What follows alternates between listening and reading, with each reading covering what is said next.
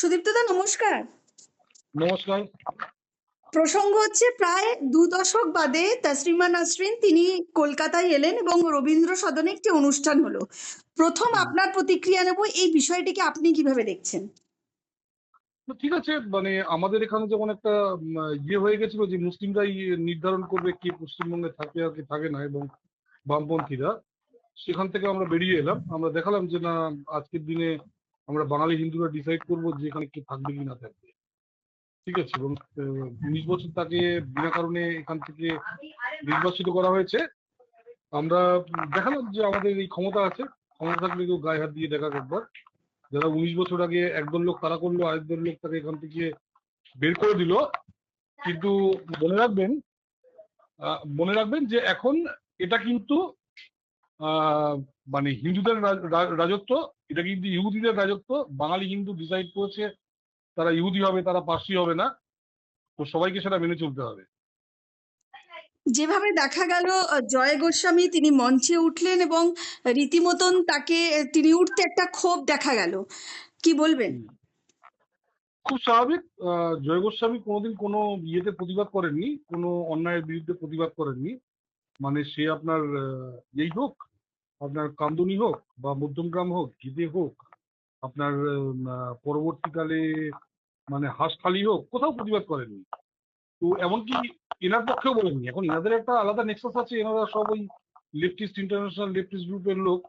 তো সেই জন্য হয়তো বন্ধুত্ব আছে এদের মধ্যে। জয় গোস্বামী একসময় পার্টিকে সিপিএম থেকে এখানে গেছেন, ইনিও সোকল লেফটিস্ট।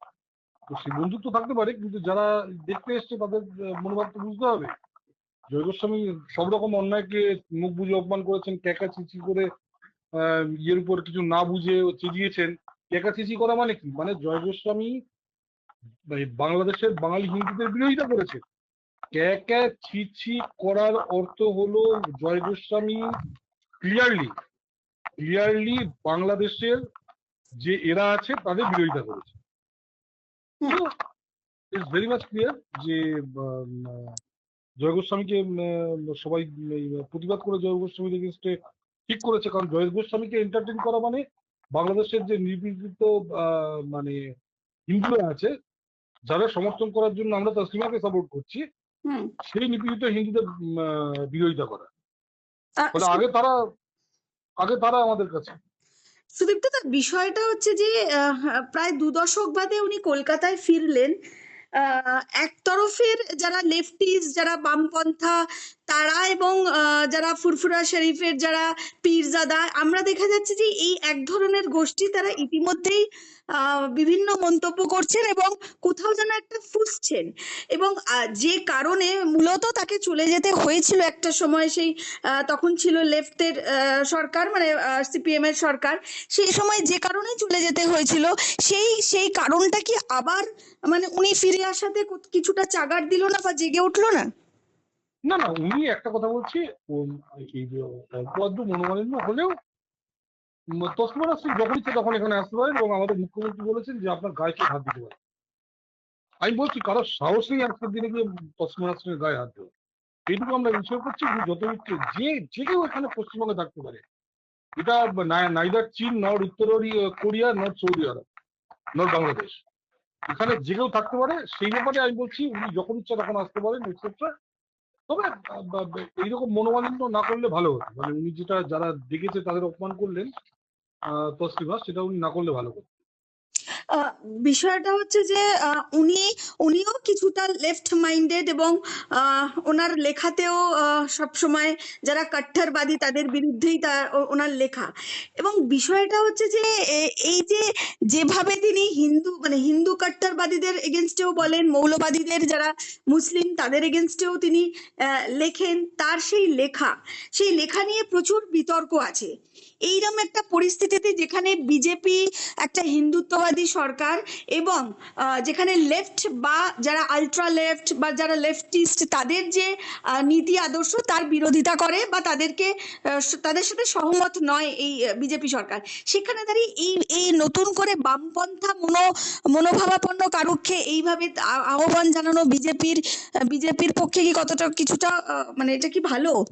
কি মনে করেন? না না মানে না, আমি শুনুন, আমি খুব ক্লিয়ারলি বলছি, আমরা ইভেন বিজেপি বা সংঘ, আমরা কিন্তু কখনো কট্টরবাদী নই। আপনারা আমাদের পরম পূজনীয় আমাদের যে সরসংঘ চালক আছেন তার কথা শুনবেন, কোনোদিন আমরা কট্টরবাদী নই। ফলে কেউ যদি কট্টর হিন্দুত্বের এগেনস্টে বলে, আমরা তার বিরুদ্ধে যাব না, কারণ হিন্দুত্ব কোন কট্টরবাদের মধ্যে পড়েই না, মানে কট্টরপন্থার মধ্যে হিন্দুত্ব পড়েই না।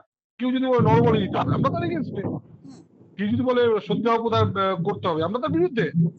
ফলে হিন্দুত্বের সঙ্গে কট্টরপন্থার কোনো মানে ইয়েই হতে পারে না, মানে কোনো মানে যোগাযোগই নেই।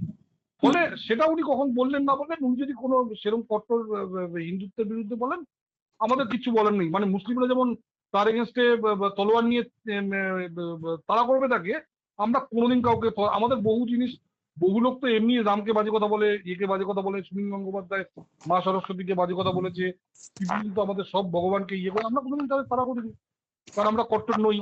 হুম ঠিক আছে, ফলে এটা কে কট্টর বললো না বললো তাতে আমাদের কিচ্ছু যায় আসে না। আমরা মনে করি যে আমাদের দর্শন এত উপরে, যে এই ছোটখাটো লোক যারা আছে তারা উপরের দিকে তাকালে আমাদের মানে মানে আমাদের দিকে তাকিয়ে মানে তাকাতে পারবে না, মানে আমাদের টাচ করতে পারবে না আমাদের।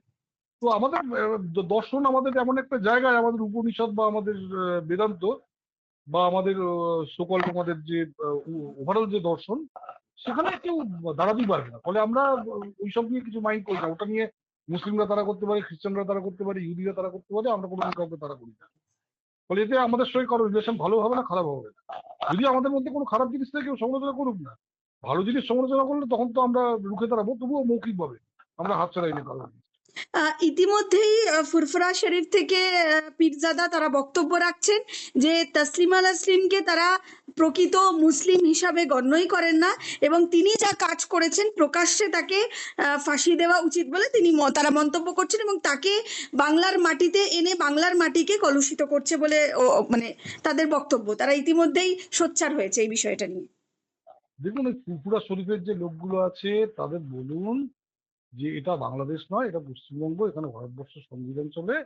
হ্যাঁ, যদি ফাঁসি দেওয়ার মনে হয় তাহলে তারা আদালতে যাক, এখানে কোনো শরিয়াতি আইন চলে না। আর যদি শরিয়াতি আইন, আমি বলছি শরিয়াতি যেমন সিভিল ল চলে, যদি ওকে ফাঁসি দিতে হয় তাহলে ফুরফুরা শরীফকে বলুন দাবি রাখতে যে ওখানকার যে ক্রিমিনাল আইন আছে, শরিয়াতি ক্রিমিনাল আইন, সেই ক্রিমিনাল আইন যেন আমাদের দেশে চালু হয়। সেক্ষেত্রে ওকে যেমন ফাঁসি দেবেন, সেরকম অন্যান্য যত মুসলিম ক্রিমিনাল আছে তাদের জন্য মুসলিম শরিয়াতি আইন চলবে, ক্রিমিনাল ল চলবে।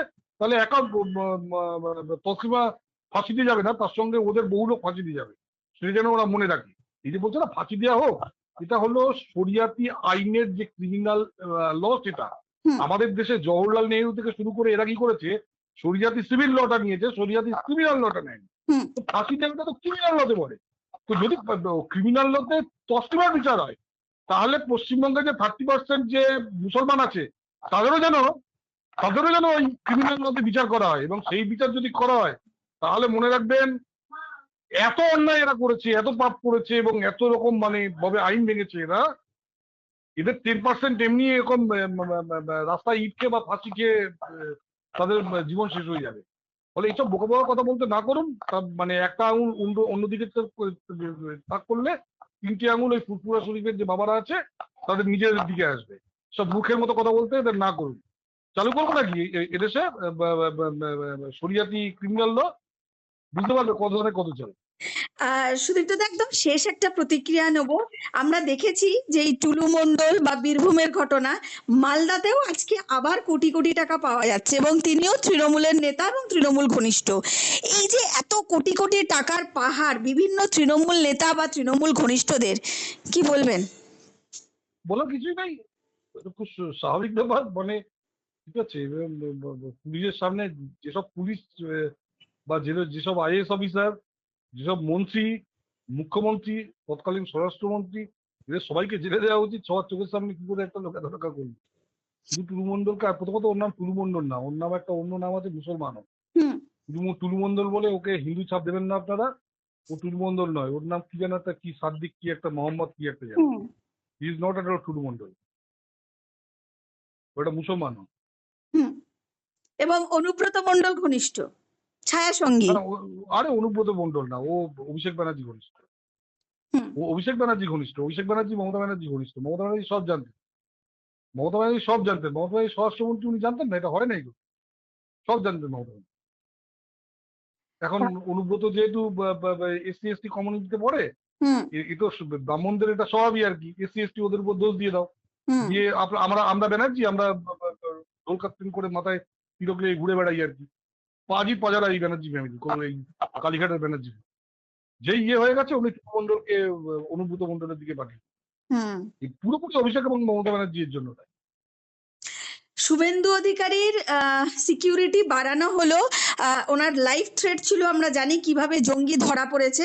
ওনার সুরক্ষা বলয়টা আরো বাড়ানো হলো এবং বুলেট প্রুফ গাড়িতে ব্যবস্থা করা হলো, তিনি বুলেট প্রুফ গাড়ি নিয়ে যাতায়াত করবেন। কি বলবেন? দেখুন, এটা প্রথম দিন থেকেই করা উচিত ছিল, অনেক দেরিতে করা হয়েছে। একটা জিনিস মনে রাখতে হবে যে গত 49 বছর প্রথমে কেজিবি এবং পরবর্তীকালে ডিপ স্টেট আমাদের রাজ্যকে কন্ট্রোল করেছে। হুম এই যে আপনি পূর্ণেন্দু চ্যাটার্জিকে দেখছেন, এই ডিপ স্টেটের লোক।